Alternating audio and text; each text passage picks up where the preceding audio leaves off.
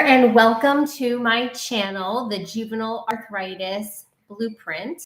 I'm Star Penn. I'm the creator and founder of the JIA Blueprint, where I help moms go from being stressed out, overwhelmed, scared, confused with their child's juvenile arthritis diagnosis to feeling empowered and confident and strong and knowledgeable so you can start enjoying your family again today and help to ensure that your JIA child lives a thriving and full adult life, ensuring that they do not suffer with autoimmune disease as an adult. So please like, subscribe to my channel. Please like this video, share this video with someone that you love so that YouTube will pick it up and know that this information is needed and wanted and valuable for people like us.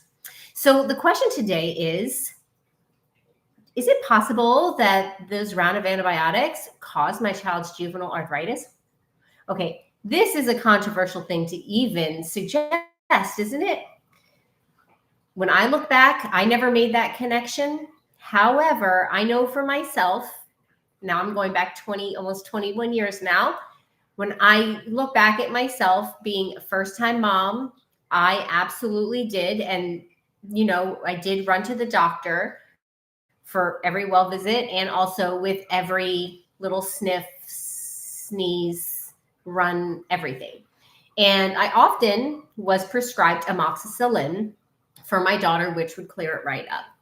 And so never thought anything of it. However, at a very young age, things were going wrong with my daughter. It wasn't juvenile arthritis. She didn't develop the symptoms. Well, she didn't get diagnosed with the symptoms of juvenile arthritis until she was about 9 years old. She was in the 4th grade. So that's 9. So, but before that, if I start to trace back, there was always something.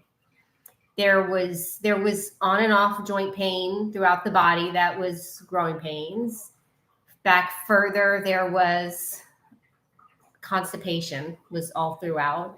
Bad breath, poor sleeping, and GERD and, acid reflux type issues from infanthood.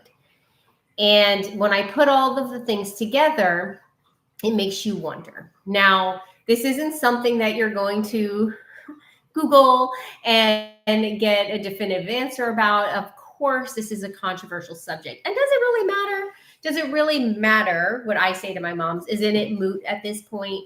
Does it really matter where? The only way it matters is because we can do better once we know something. And that in no way is to take away from the enormous life-saving benefit of not just antibiotics, but other over-the-counter pain-reducing medicines and even prescription medication that we may use to control our children's pain. That's not what this video is about, but it is to inform us. And what I want to do is help to give a visual picture of what goes on in the body and why that would and could eventually lead to not just juvenile arthritis, but autoimmune issues, skin issues, allergies, neurological problems, all of these things. So when we take an antibiotic, it's because our child is sick and we are trying to kill the bacteria that is wreaking havoc and making them not feel well. And in some cases, these issues could be, life-threatening or just extremely terrible, infections and things like that are difficult to get rid of. So it's not to say that the antibiotic itself is bad, just to say how taking one may lead to the situation that you're in today. Not to say that this is the reason. I feel like I have to keep on covering my bases. Not just saying that in your case, this is the reason. There's so many different roads, and all of us have a different fingerprint of life and how we got to this point. But this is just something that we might want to consider if we ourselves suspect that there was a direct correlation. What is that correlation? Why would that lead to that? So obviously what we all already know is that when we take an antibiotic, it wipes up all the bacteria in the gut, right? It doesn't have, it is not partial. It doesn't just find the bad guys. That's what it does. It's like, boom, it blows them all out, and it gets rid of the bad ones, but it gets rid of the good ones at the same time. So when that good microbiome is blown out of the intestinal lining, what a lot of their role and what that good bacteria does is it keeps things like parasites and different species of yeasts and other things that are in the body, which those things aren't bad. Parasites and yeasts, they're not bad. They play a role in the body, but everything's in layers. And so the role that they play is supposed to be down here. But when we wipe out that good bacteria, the yeast, the parasites and different things, they no longer, there's no restraint anymore, right? They're not down under here anymore. It's boosh. So now they start taking over and wreaking havoc in the gut lining. So something that a lot of people don't know, but under a microscope, it's seen that yeast strains in particular, they have a corkscrew kind of a shape. And what they do when they come up and take over inside the gut lining, they take over the internal lining of the gut, which is supposed to be just coated and filled with all this nutrient absorbing villi. Those are now destroyed, and the yeast rises up and wants to hold on, and it kind of screws itself into the gut lining and holds on, and it takes over all in there. So a lot of things, and I talk about this in a lot of my other videos, this in itself leads to a lot of problems, malabsorption being one of them. But we're going to focus on today is how the direct correlation of taking the antibiotic may have led to where you are today, maybe gradually or maybe quickly, to where your child now has joint pain. So let's talk about that. So we got these corkscrew type of happenings holding on to the gut lining because they don't belong there. They need to attach themselves. And when they do, they create microscopic permeable holes, little lesions inside the gut lining. And that's where it all begins. That's really where it all begins. The food that we eat, undigested food, other microscopic bacteria, even fecal matter can now seep out of a barrier which was once impenetrable. And so that also explains to us why we're seeing so much autoimmune disease in today's world, because this isn't, although you feel like you're alone, you're really not. This is widespread. We have autoimmune, we have neurological, we have all sorts of allergies and skin conditions now that just simply did not exist 50, 60, definitely not 100 years ago. But gradually, as these things, not just us taking them to combat a cold, but what's in our water supply, what's on our fruits and vegetables, a lot of times these same antibiotics are just in what we're consuming. And it's causing this breakdown of the good bacteria in our gut, which is now making room. So the yeast, again, yeast in its place, not a bad thing, but what the yeast is doing is bad. Of course, it shouldn't be filling the gut lining, but it's creating these holes in the gut lining, which is allowing foreign invaders now to seep into the bloodstream. So I talk about this in a lot of my videos. No need to go into great detail about that, but by all means, take a look at this video right here. And I'm going to go ahead and put it in the description as well. And that way you can continue to learn about what happens inside the bloodstream and when these food particles, fecal matter, parasites get out in there, and why the immune system acts the way it does when that happens.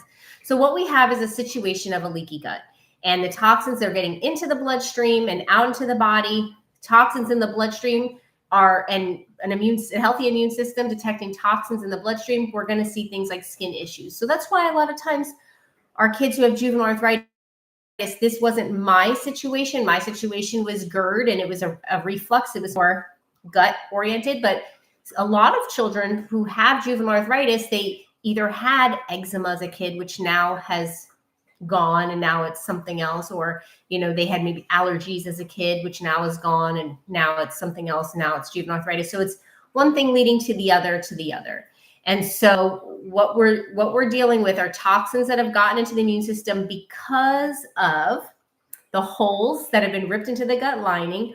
Why did the holes get ripped into the gut lining? We're going to do this lady who swallowed the fly. Why did the holes get ripped into the gut lining? Because the yeast burrowed holes into the gut lining.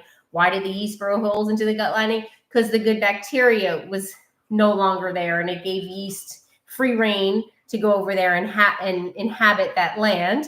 And why did that good bacteria get destroyed?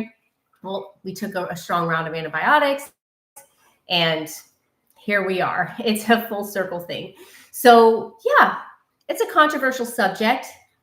It's not to say that's definitely what happened in your case or any case, but it certainly is something to consider and to start to look at things a little bit differently. The good news is that the gut microbiome can be repopulated. We can completely repopulate the gut microbiome and get that good bacteria in there, let it, reposition the yeast and get them out of there and rebuild their beautiful utopia that it once was. And we also can rebuild the gut lining so that way no more toxins can get out into the bloodstream and start to destroy out into the bloodstream and start to get out there and not destroy, but wreak havoc in the body, which is what leads to autoimmune issues. But there's also the issue of, well, what about the toxins that are already in the bloodstream, right? So a lot of people, when they learn these things and they say, it's a gut issue. It's, the gut. Yeah, that's great.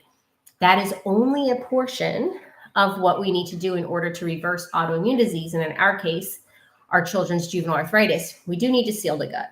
We do need to rebuild the gut. We also need to take care of the invaders that have already flooded the body and get them out. And that's where detox comes into play. So detox is usually the component, unfortunately, that is not thought about, not even by a lot of natural practitioners, in conjunction with and in tandem with and listening to the body and really working with what the immune system is telling us to do. And so that's what I do with my clients. I'm a functional nutrition health coach, and I help them to repair the gut, to rebuild not just the microbiome inside the gut lining, but to repair and rebuild all of the detox organs that have been bogged down and are clogged up from all of this toxic load that is in our child's body. And by doing that, by helping to get the toxins that are in there out, by stopping the original leak, by rebuilding and stopping that cause of, those yeast and parasites that are ruining inside of the gut. By doing all of these things, we're able to reverse juvenile arthritis. Because when we realize juvenile arthritis, it isn't something we caught. It isn't this elusive thing. It's really just the immune system finding toxins in the joints and cleaning them out and causing fire. And once we can get all that out of the way, the immune system will calm down. And just like our parents or grandparents or great-grandparents, this would be a thing that our child just would not suffer with, because there would be no toxins getting into the bloodstream via their gut. So I hope that this information helps you. I hope it turns on some light bulbs for you and helps you to see that's what this is. Again, does it matter if that's where it came from? No, not really, unless it's just information to be maybe just a little bit more thoughtful. Not to say that we would never use them, but maybe just not jump to them maybe the way we did in the past. But other than that, it's just full steam ahead, right? We just want to focus on what are we going to do now to fix this, because this is fixable. All right. Well, I look forward to seeing you in my next video. If you have any questions for me, please post them in the comments, or you can send me an email at jiablueprint@gmail.com, and I'll be happy to correspond with you further. And of course, watch my other videos, inform yourself, and I will see you on the next one. All right. Bye.